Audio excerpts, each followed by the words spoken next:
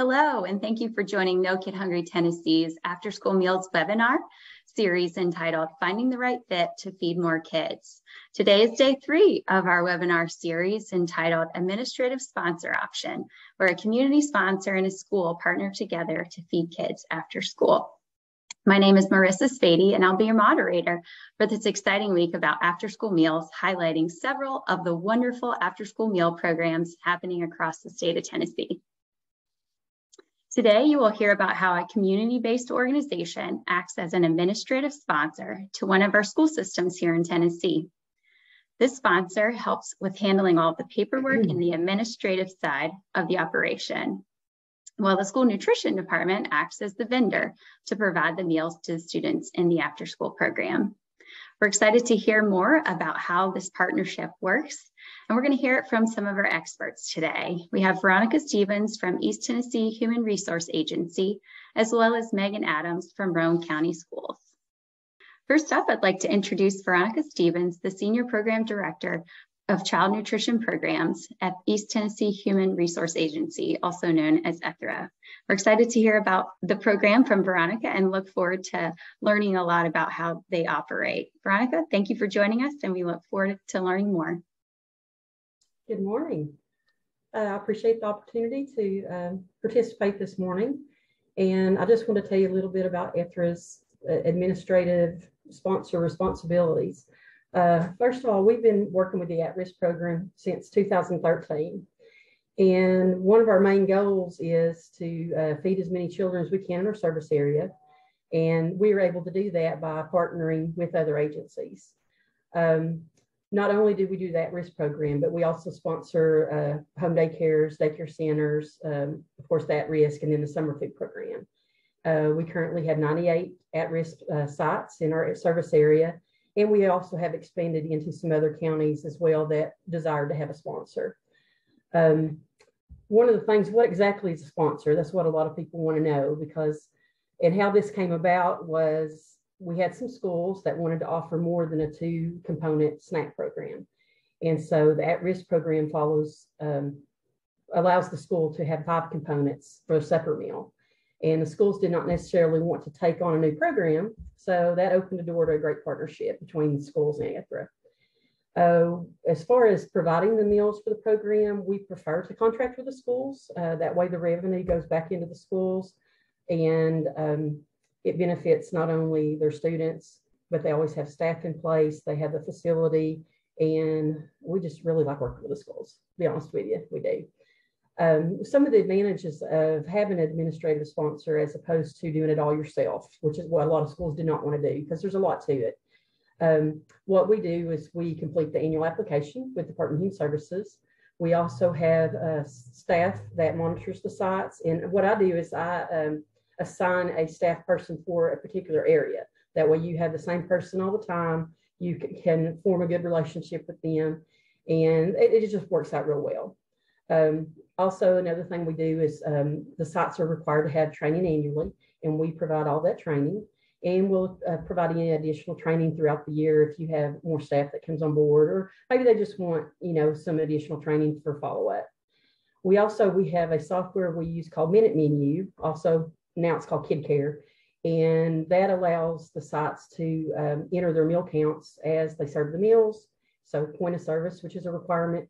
Or also allows them to use that to submit their claim. So very little paperwork involved. Another thing is the claims are submitted monthly, and we reimburse the vendor for each site that the meals were provided. And the software has worked real well with us because it's cut down on all of the paperwork, and it allows each school to have their own login, so each school can put their information in, but then the central office can actually submit the claim on their behalf. And so what we do is we do one check to the school system for all the sites that they have participated in. How to partner with an administrative sponsor. Okay, when the school or an agency works with an administrative sponsor, the only thing they have to do is provide the food and submit the claim. That's it. And we make it really simple for the schools to do that. That way they don't have to do all the other things that are required with this program. We complete a 1-page contract with them annually, and the rate of reimbursement is established by USDA, And then the administrative fee for sponsors 15% based on the monthly reimbursement of the sites. So our reimbursement is going to vary as the reimbursement varies. And it has worked out really well. We take our administrative responsibilities very serious, and we like to take that off of the schools so they can just focus on the food and do that part, because we know they already have enough on them. The school lunch program, like my program, always experiencing changes, and you have to adjust to that. You have to let your staff know that. And so this is just one thing it takes off their plate, so they can just do food. We take care of everything else. And so we began sponsoring the Roane County school sites in 2020. And of course, we had the COVID to deal with. That was a hiccup for everybody. And we've had a very successful partnership, and it's benefited not only the children, but also the schools. And so I'm going to let Megan Adams, who is the food service director for Roane County Schools, tell you a little bit more about how the program works on her end. As a sponsor, one of the things that we do is we contract with the school systems. And I wanted to share with you the contract that we actually use. This is this year's contract. You can see it's simple. There's not any attachments that's required or anything with that. Anything that we need from the sites, we'll actually do during the training with them. But the contract is pretty clear cut. This is provided through Tennessee Department of Human Services. So I use their actual, form that they have. And what we do is we ask that the school superintendent sign, and then our executive director will sign an agreement with the above things that are quoted. And we also ask it at the bottom, you'll see a location of food preparation centers. We just ask that you let us know which schools you plan to prepare the meals at. You don't have to prepare at all of them. You may choose one or two to be like a hub and then deliver to the others. Most of them choose to just go ahead and serve at all of them and prepare at all of them just because it's easier and because of the quantity of meals that they're doing. But I did want to share that with you and let you kind of see, get an idea of what the contract does look like. Well, thank you, Veronica, for your time and for all of the information that you shared.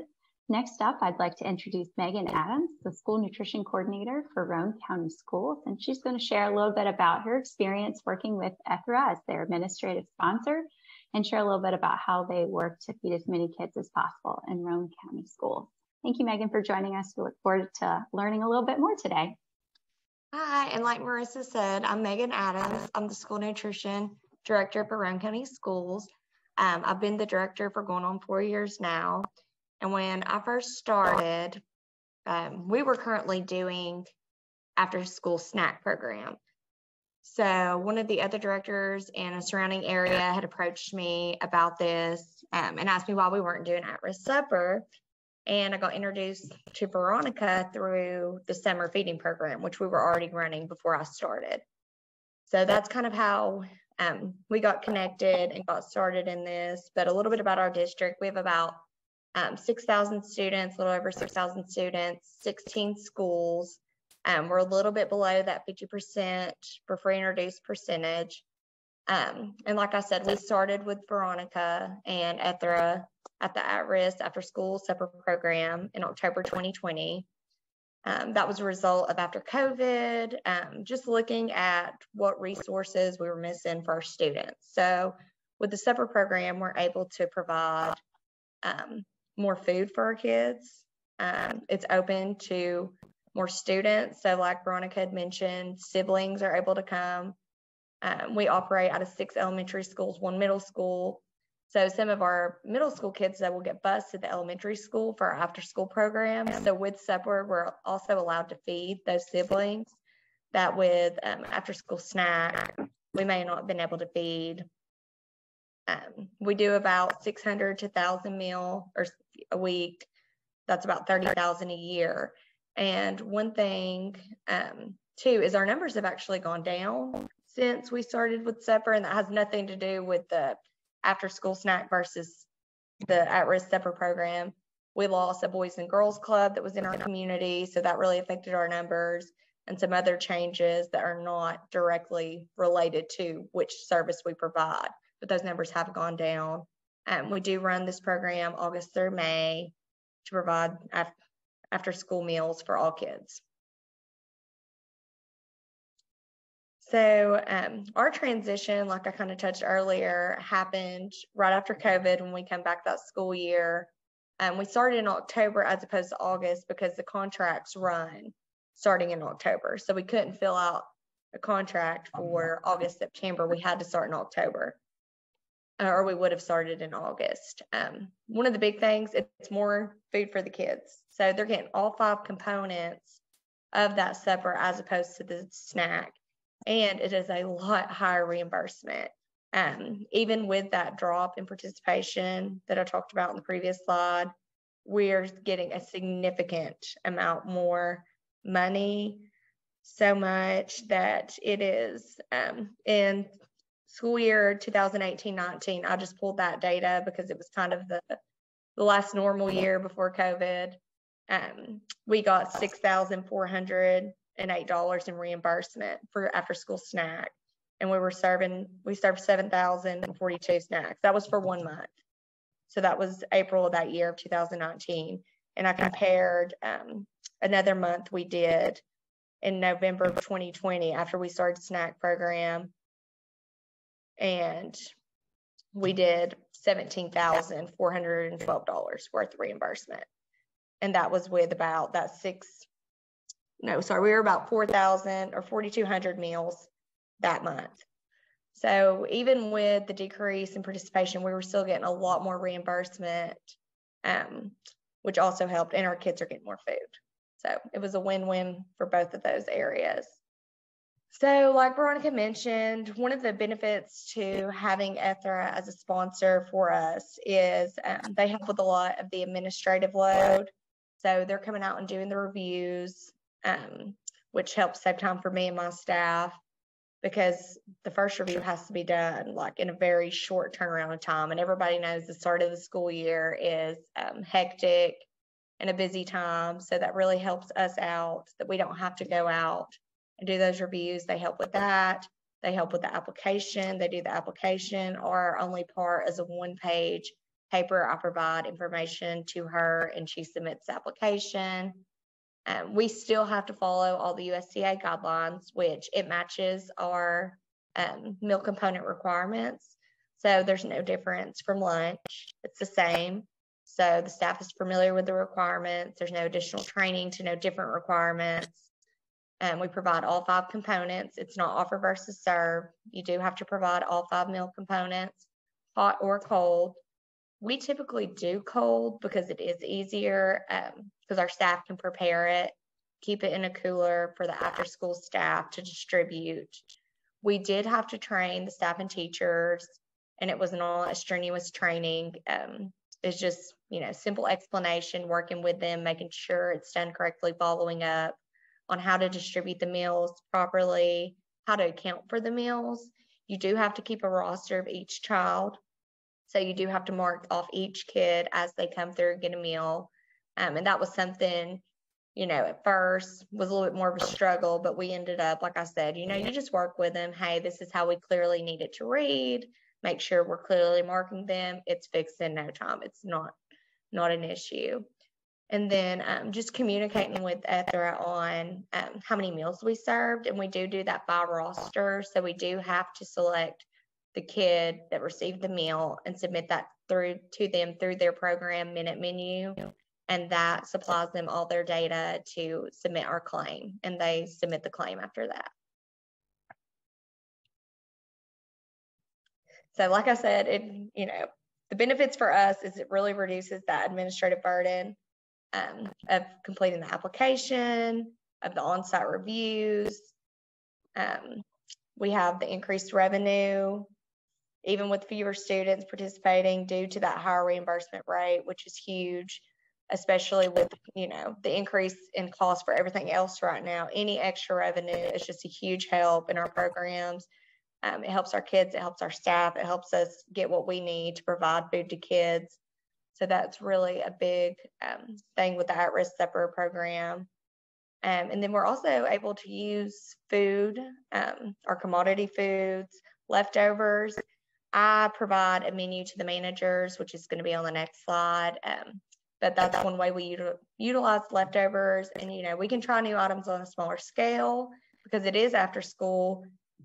We can give it to it's a smaller scale. You can give them a smaller quantity, create a smaller quantity. So if it doesn't go over well, you're not investing as much money in trying something and it being a failure, but you can still expose kids to new things and try new things with them in a good setting.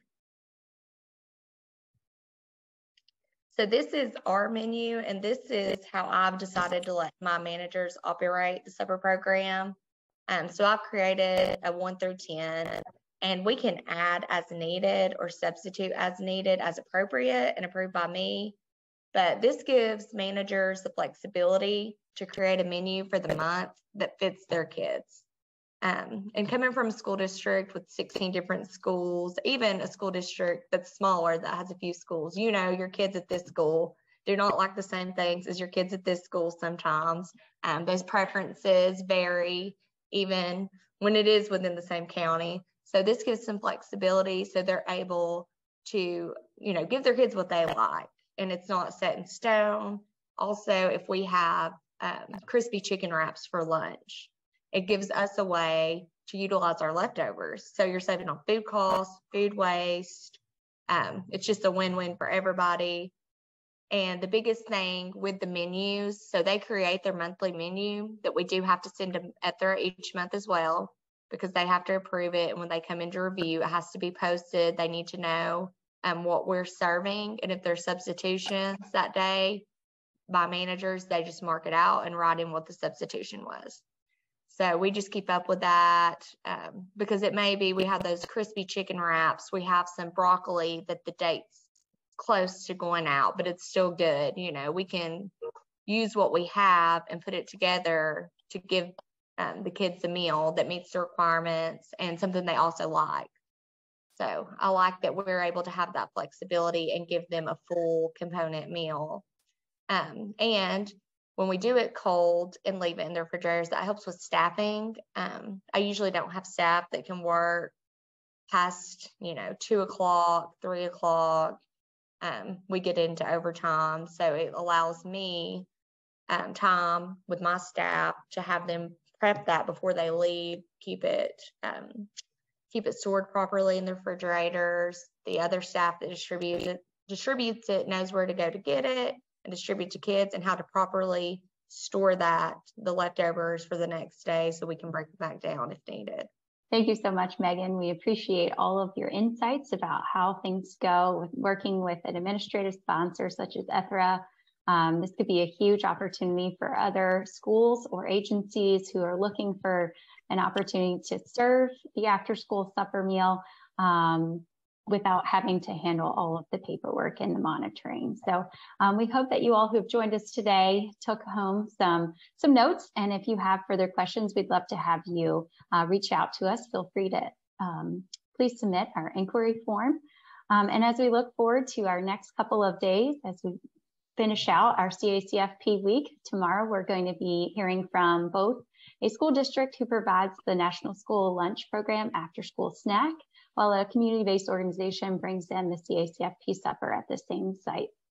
And then on our final day together, we will wrap things up, summarize it, and hopefully offer any best next steps that will help you to feed more students across Tennessee. So thank you for joining us, and we look forward to seeing you back tomorrow.